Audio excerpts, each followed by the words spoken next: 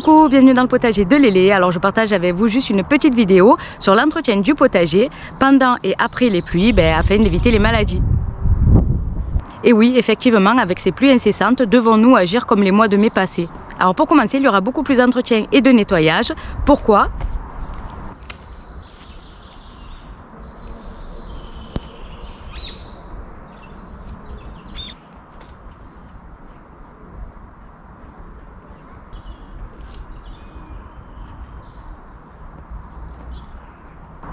Pour éviter que le feuillage de nos plantes soit en contact avec de l'herbe, des plantes sauvages, etc.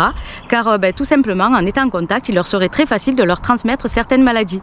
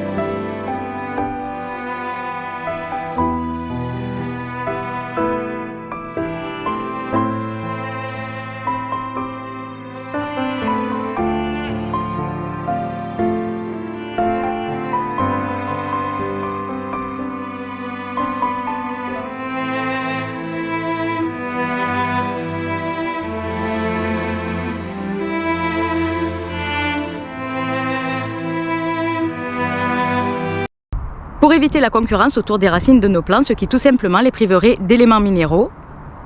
Et ici un plant de tomates avec de la concurrence autour des racines. Et voilà ici deux plants de tomates sans concurrence.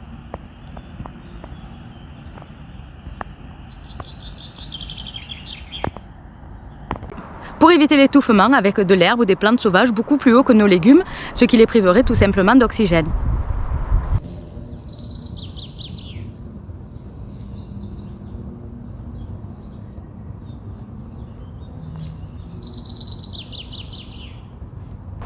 Pour le repérage, tout simplement, aller trouver une courgette au milieu de toutes ces plantes, toute cette herbe. Il y a des années, tellement je me suis retrouvée avec des courgettes énormes, devenues immangeables, puisque je ne les avais pas repérées au milieu de toute cette végétation.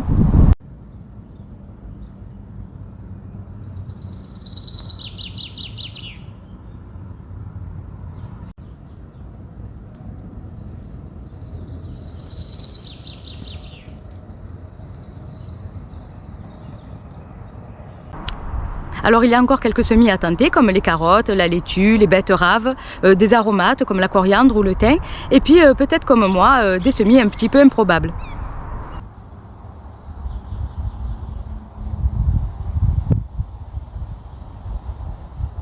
Alors j'ai fait place nette avant un nouveau semis. Alors pour ceux qui me suivent savent que je n'arrive pas vraiment à faire le semis de carottes en pleine terre. Donc je le fais directement dans un grand bac et puis ça se passe très bien. Donc je continue comme ça.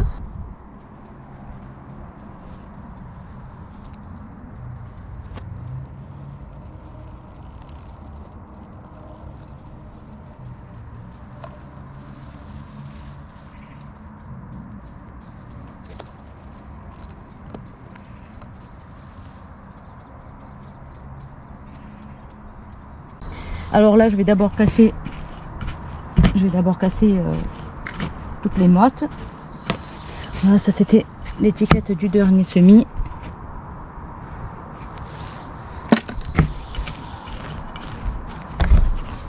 Alors ici, c'est un mélange de terreau avec du compost. Et là-dedans, les carottes se régalent, hein, tout simplement. J'ai eu... Alors l'année dernière, le semis de carottes avait très bien marché aussi dans les sacs.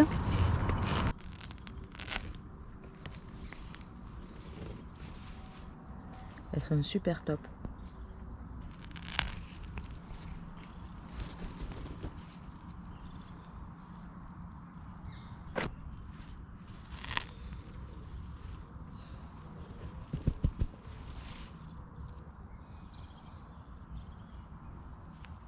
Alors une fois que j'ai cassé toutes les mottes, on va aplatir tout ça. Alors je vais d'abord faire un apport de compost.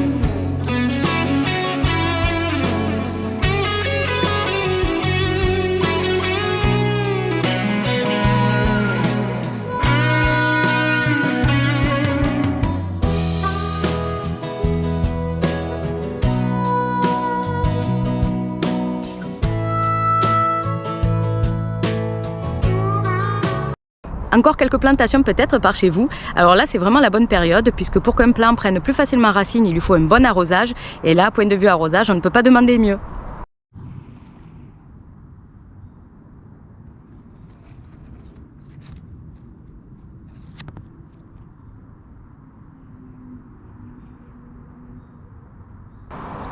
Alors selon les régions, nous n'aurons pas les mêmes, mais quelques petites récoltes quand même. Alors ici dans le sud, ça fait un petit moment que j'ai récolté les artichauts, de la salade, des pois et des fèves. Bon, par contre, j'ai eu un petit souci avec les sangliers qui sont passés sous mon armature et qui ont fait quelques fouilles, ce qui fait que je n'ai pas eu de grosses récoltes de pois et de fèves. Puis si vous avez planté l'ail et l'oignon à l'automne, vous pourrez commencer quelques récoltes. Alors il m'attend également une belle récolte d'artichauts, voilà.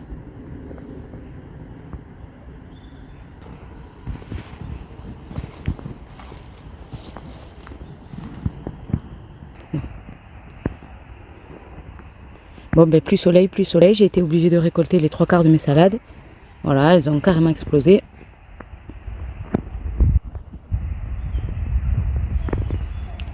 Ça fait de belles bêtes. Bon ben je vais être obligée de partager avec les tortues et les poules, mais c'est pas grave. Il faut bien nourrir tout ce petit monde. Voilà, c'est plein hein, même dessous.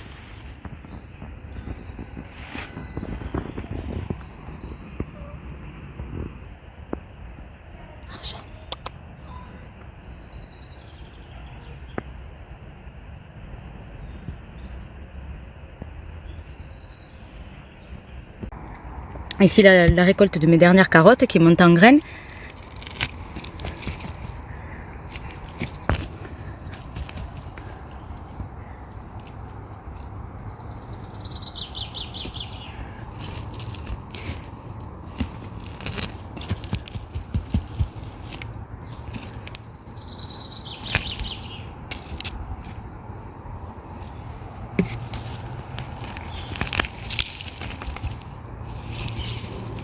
Voilà, je fais place nette pour refaire un semis de carottes. Et c'est parti pour les premières récoltes des légumes d'été.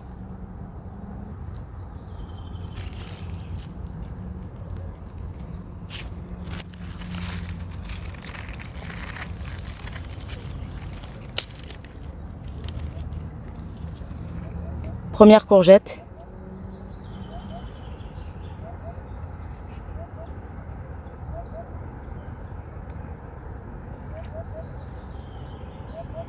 Première courgette de variété verte d'Italie.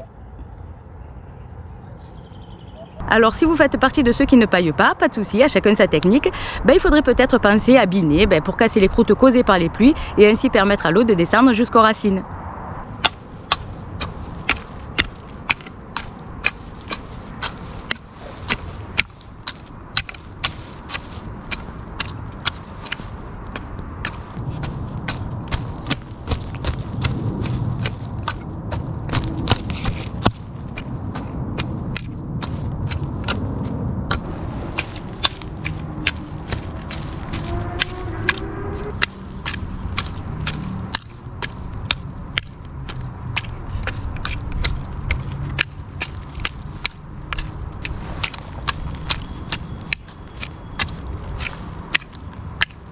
Et puis pour finir, comme ça fait maintenant un mois que j'ai procédé aux plantations dans mon potager, et pour redonner un petit coup de fouet, je vais pulvériser de purin d'ortie et remettre de la tonte d'herbe au pied de chaque plant. Et voilà, après avoir fait ma petite préparation en purin d'ortie, je n'hésite pas à bien asperger tous les plants, histoire de donner un petit coup de fouet.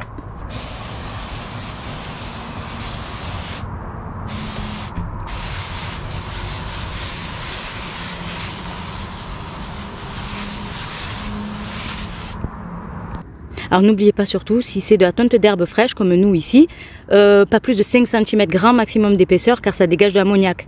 Par contre, si vous l'avez fait sécher auparavant, vous pourrez aller jusqu'à 15-20 cm d'épaisseur.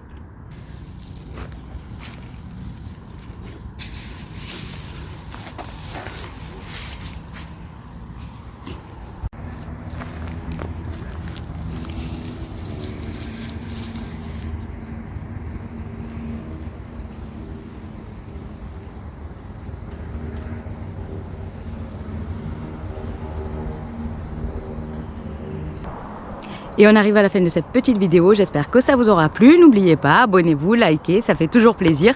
Et bon potager à tous, bye bye!